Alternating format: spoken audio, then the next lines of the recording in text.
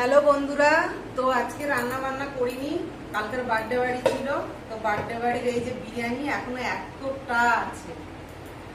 আর এখানটাতে একটু কালকেকার বাঁধাকপির চচ্চড়ি আছে, আমার শাশুড়ি মায়ের এই ভাতটা দিয়েছিল ওটা আছে, আর নিরামিষ একটা তরকারি কালকেকার সব ফ্রিজে রাখা ছিল। আর এই যে এই জায়গাটা পায়েস আছে।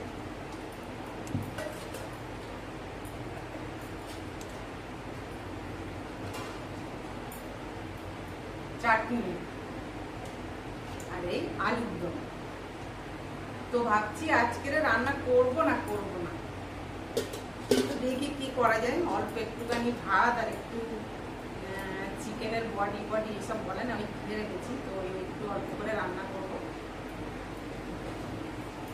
টাটা